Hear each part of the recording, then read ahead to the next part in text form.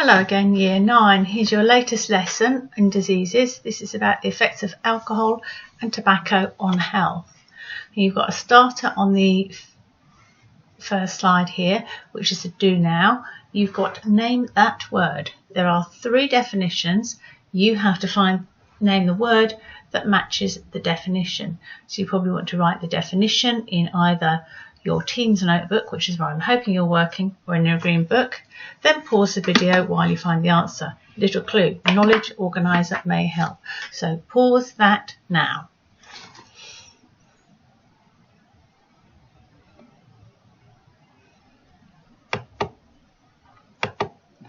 Right, here are your answers. Now, all these definitions did, as I gave you a hint, come from your knowledge organiser, which of course is a great way to revise.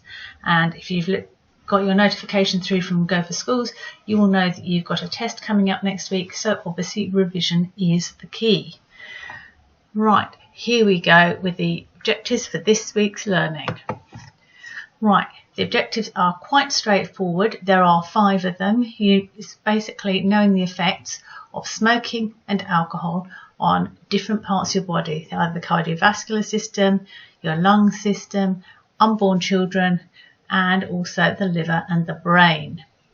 And there is a summary task which I would like you to complete in your notebook on Teams. You can see your answer in your notebook. I can see your answer in your notebook. That's why I'm asking you to do it there. You won't need then to send anything through on email. All you need to go through to is the assignments button for your Year 9 science class. Click it as handed in. I can then read it and give you feedback in, surprisingly, the feedback section. And it make it very easy for me to see who has and hasn't done it. And then if you get some good feedback, I can also share it on a whole class feedback video next week. Right, here comes the learning. First of all, just to make sure we're clear, here is the law as it stands currently relating to tobacco and alcohol. You may not buy tobacco products under 18 years of age.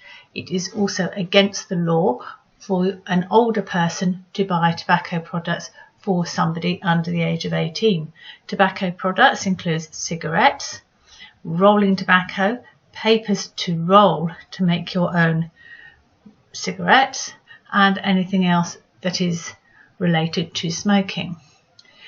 Tobacco related products may be confiscated by the police from people that are apparently under the age of 18. Nobody of any age may smoke in public places or in a car containing children. You may not buy alcohol or be served alcohol in licensed premises under the age of 18. Licensed premises means pubs. It also means restaurants that are licensed to sell alcohol with meals. And you may not drive with more than 80 milligrams per 100 mils of alcohol in your blood. Obviously, that is only for people that are old enough to drive, but it gives you an idea of the fact you don't need a lot of alcohol in your blood to affect your performance as a driver. Right, let's go. You've got a structure strip with 9 questions. I think that when we tried out structure strips last week, it seemed to really help with your note taking, so I'm carrying on with that. Remember how we do this. You are going to write each of the questions in your notebook. You're going to have space underneath then to put your answers. The slide with these on will be added to the class notebook to make it easier for you to insert it. You will need to pause the video now.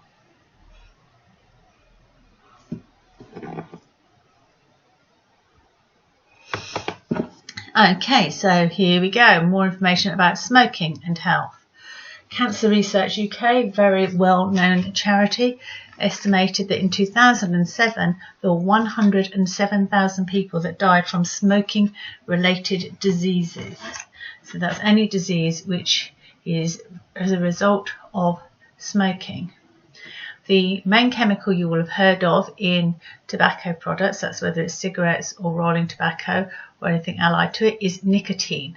Nicotine itself is not bad for you, but it is addictive. That means when you've had some, you will want more. So it this is the chemical that makes it very hard to give up smoking once you have started it. That is why when you see things like nicotine to stop you smoking, it is patches that contain nicotine so that you still get a little bit of nicotine without the other chemicals that are contained in cigarette smoke. There are literally hundreds of chemicals in cigarette smoke. One of the most poisonous is carbon monoxide. That's CO, not to be confused with carbon dioxide. Carbon dioxide isn't very good for us, but we can tolerate it.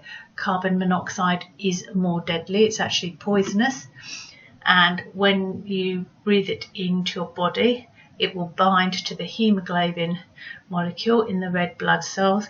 And once it has done that, it will reduce the ability of your red blood cells to carry oxygen, because there are only so many binding sites.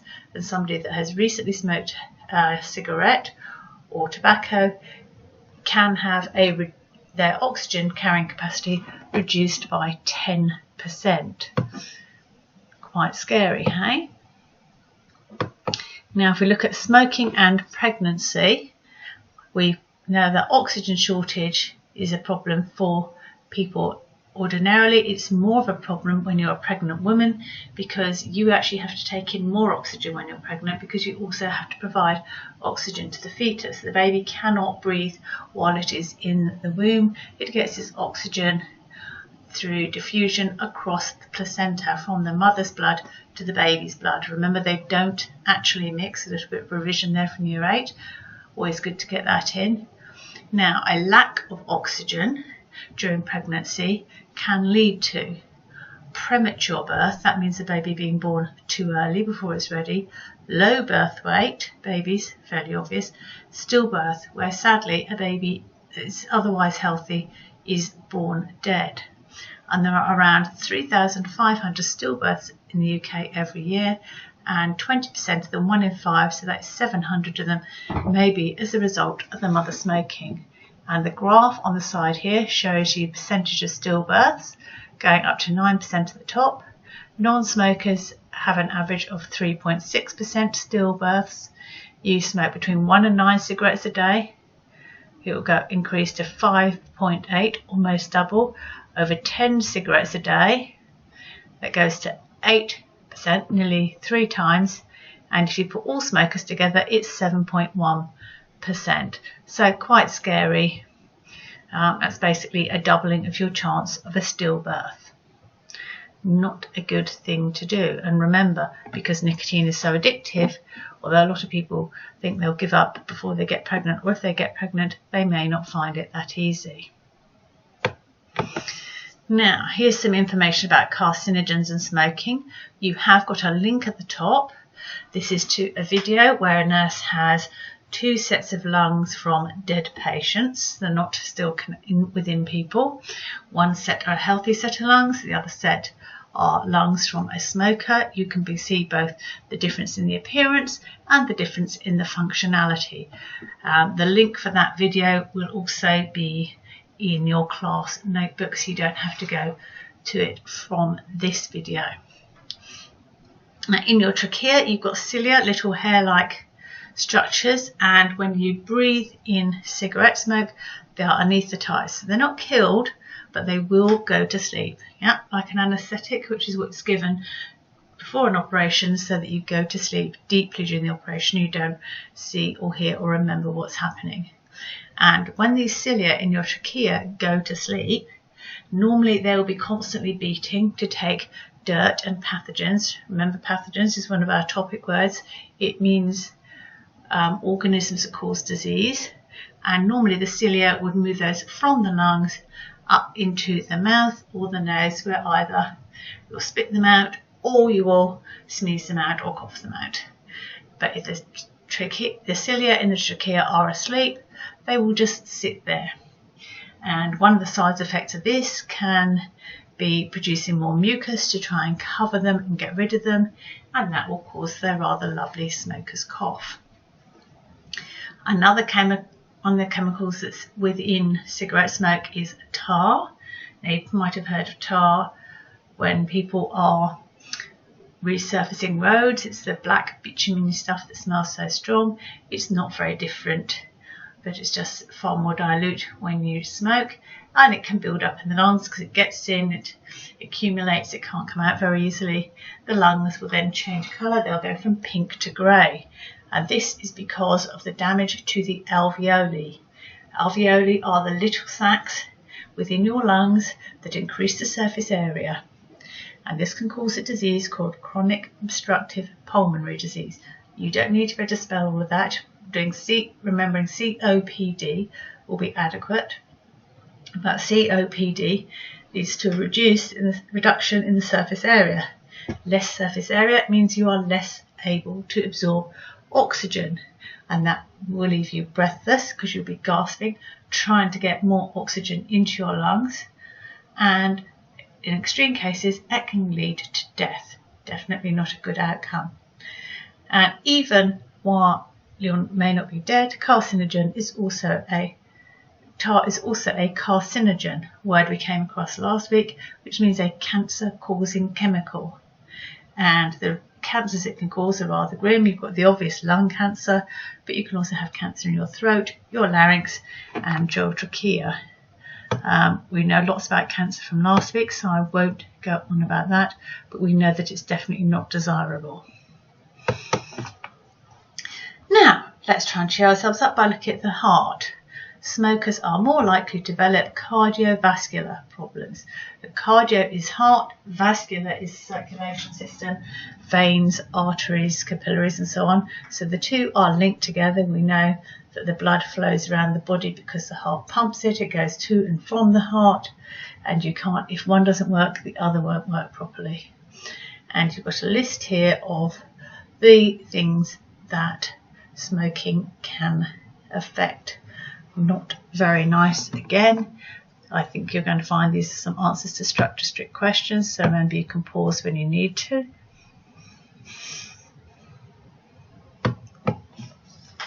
So let's move on to alcohol now.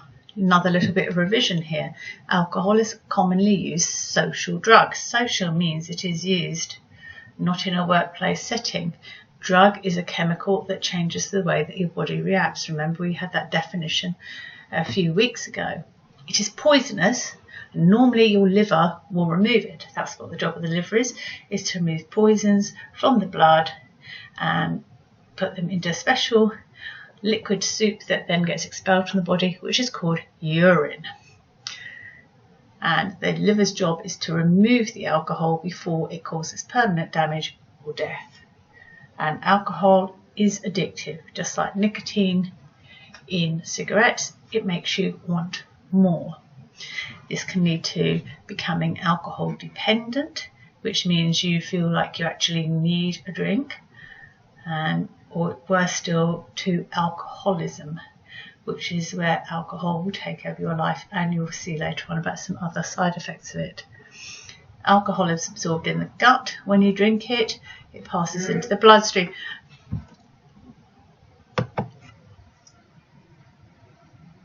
Right, so as I think I just said, alcohol is absorbed in the gut by the process of osmosis, moving across the wall of the gut into the bloodstream.